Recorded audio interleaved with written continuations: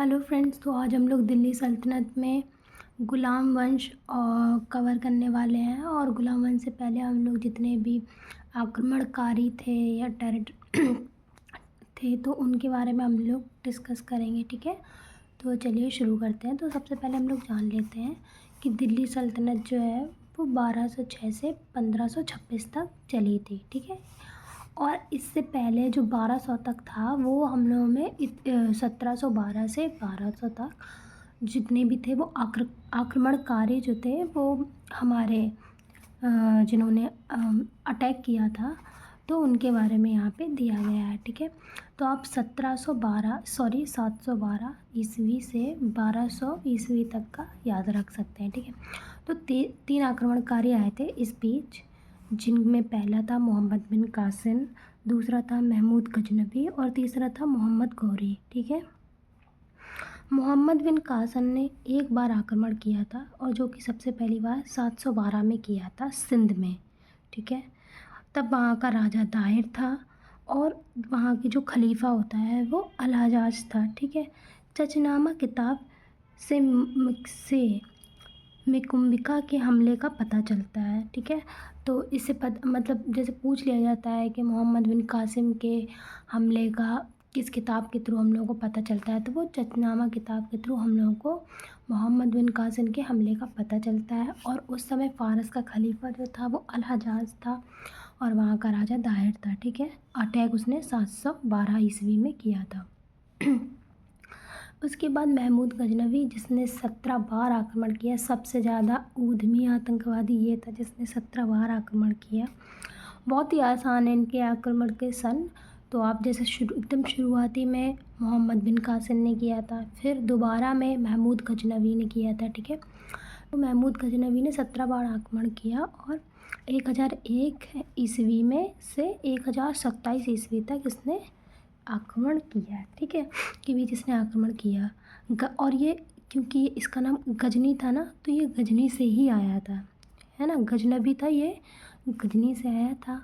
और इसके जो फादर थे, जो इसके पिता थे, वो थे साबुक्तगीन थे, जो वहाँ के गजनी के राजा थे वो, और उनको मार कर ये गद्दी पे बैठा था। ठीक है, तो साबुक्तगीन इसके पिता थे। महमूद गजनवी और कि एक और भाई था इस्माइल। ठीक है, तो साबुक्तगीन के 2 बच्चे थे, जिसमें पहला महमूद गजनवी और दूसरा इस्माइल था।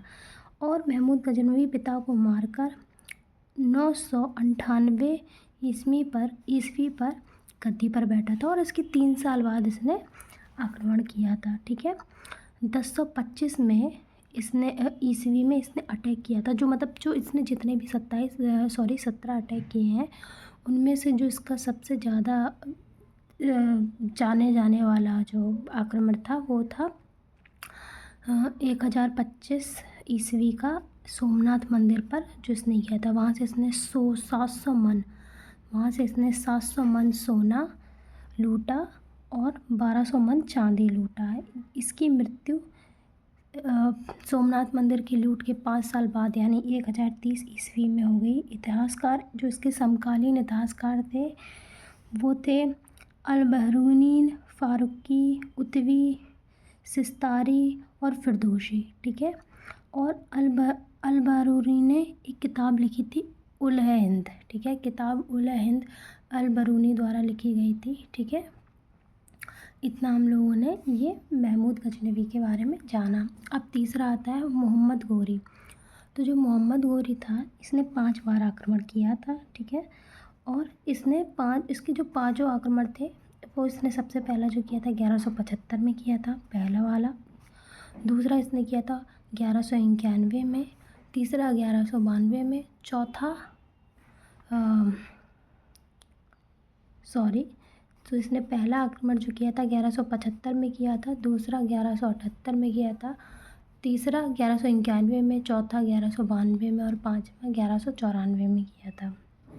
एक एक करके हम लोग इसके पढ़ेंगे। ठीक है, तो पहला आक्रमण जो इसका था 1175 का, वो मुल्तान पर किया था। ठीक है, मुल्तान पर, जहाँ के राजा थे मूलराज। ठीक है, हम लोग सिर्फ क्योंकि इतना डिटेल में इनका नहीं पूछा जाएगा तो हम लोग सिर्फ बहुत इम्पोर्टेंट ही याद करेंगे। ठीक है, तो 1175 में पहला आक्रमण था जिसमें वहाँ का राजा था मूलराज और मुल्तान पर किया था। मुल्तान और मूलराज से आप ऐसे रिलेट कर सकते हो, वो ट्रिक आप मुझसे पूछ सकते हो या फिर आप कमेंट करिए जिससे मैं बता दूँगी। तो फिलहाल अभी हम लोग इतना पढ़ते हैं। दूसरा अटैक जो था इसने 1178 में यानी 3 साल बाद किया था। 3-3 साल या 1-1 साल के बाद इसने अटैक किए। तो 3 साल बाद इसने किया कहाँ, माउंट आबू पे, जहाँ का राजा थे भीमदेव द्वितीय। ठीक है, कौन थे, राजा भीमदेव द्वितीय, माउंट आबू, है ना। और तीसरा जो इसका था वो इसने तराइन का किया था। तराइन का युद्ध हम लोग को बहुत अच्छे से पता है, पृथ्वीराज चौहान के द्वारा, है ना, मोहम्मद गोरी से जो लड़ाई हुई है। तो पहला वाला 1191 और दूसरा 1192 में तराइन का युद्ध हुआ था। चौथा था जिसने चंदावर पे किया था और राजा जयचंद द्वारा इसकी लड़ाई की गई थी। ठीक है, इसने 5 युद्ध लड़े थे जिसमें से ये 2 हारा था और 3 जीता था। जिसमें ये पहला जीता था, दूसरा हारा, तीसरा हारा, चौथा जीता और 5वां भी जीता है।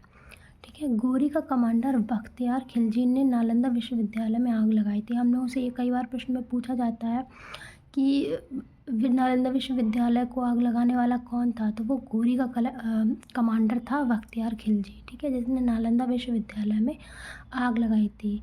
ठीक है, और ये और हम लोगों से ये भी पूछा था कि भाई कौन सा आक्रमणकारी था या राजा था या जिसने लक्ष्मी माँ की तस्वीर छपवाई थी, तो वो यही था मोहम्मद गोरी, जिसने लक्ष्मी माँ की तस्वीर छपवाई थी। ठीक है, सिक्कों पर। इसके बाद बस इसी के बाद से दिल्ली सल्तनत की शुरुआत हो जाती है और जिसमें अब हम लोग पढ़ने जा रहे हैं। ठीक है, 1206 से 1526 तक का जो भी सफ़र है वो हम लोग पढ़ने जा रहे हैं। ठीक है, तो सबसे पहले दिल्ली सल्तनत में 5 वंश थे, 5 डायनेस्टीज़ थी। ठीक है, और उसको आप याद करने के लिए ऐसे याद कर सकते हो कि गुलाब खिले तो सूंघ लो, गुलाब खिले तो सूंघ लो, जिसमें गुलाब से रिलेटेड है गुलाम वंश, खिले से रिलेटेड है खिलजी वंश, तो से रिलेटेड तुगलक वंश, सूंघ से रिलेटेड है सैयद वंश और लो से रिलेटेड है लोधी वंश। ठीक है, गुलाम वंश 1206 से 1290 ईस्वी तक चला था और खिलजी वंश 1290 से 1320, तुगलक 1320 से 1414, सैयद 1414 से 1450, इसी तरह लोधी 1451 से 1526 तक। ठीक है, सबसे पहले हम लोग गुलाम वंश पढ़ने वाले हैं। तो जो गुलाम वंश था, गुलाम वंश का जो स्थापक था वो था कुतुबुद्दीन ऐबक। ठीक है, गुलाम वंश का जो स्थापक था वो था कुतुबुद्दीन ऐबक। वास्तविक संस्थापक जो था वो इल्तुतमिश था। ठीक है, इल्तुतमिश था।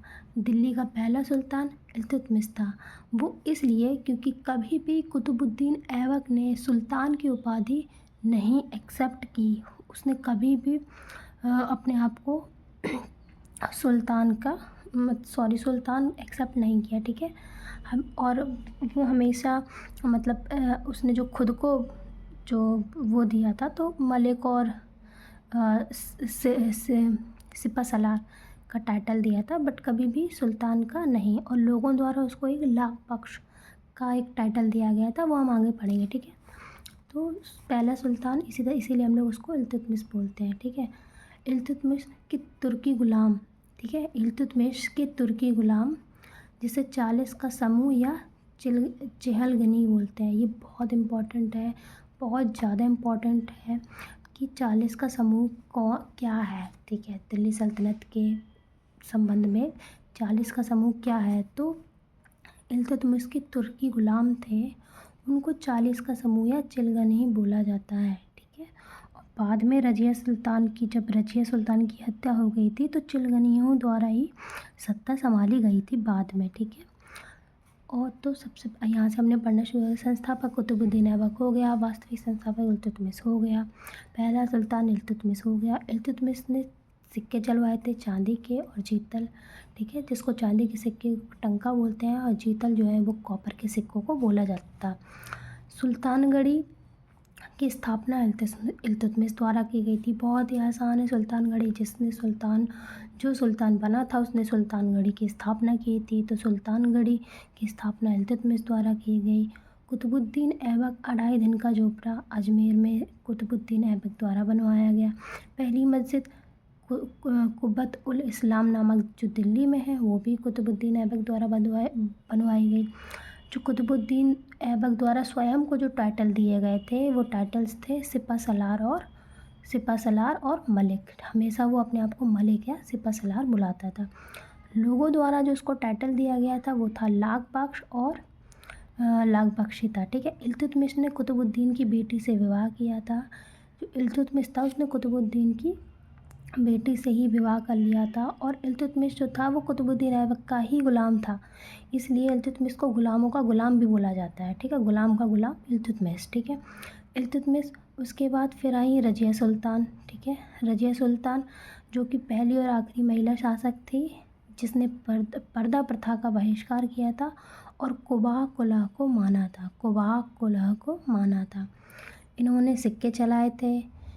इन्होंने कई प्रकार के सिक्के चलाए थे एक्चुअली, जिसमें से न्याय की रानी, इल्तुतमिश की बेटी और दिल्ली की सल्तनत की महारानी, ठीक है, के सिक्के जो हैं वो इन्होंने ही चलाए थे। रज़िया की हत्या के बाद चिलगनियों ने ही सत्ता संभाली थी। ठीक है। उसके बाद बलबन भी एक शासक था जो आया था, तो बलबन के बारे में हम लोग अगले वीडियो में पढ़ेंगे। तब तक do like and subscribe my channel. आप स्क्रीनशॉट ले सकते हो and please comment and subscribe my channel. Thank you so much. Bye.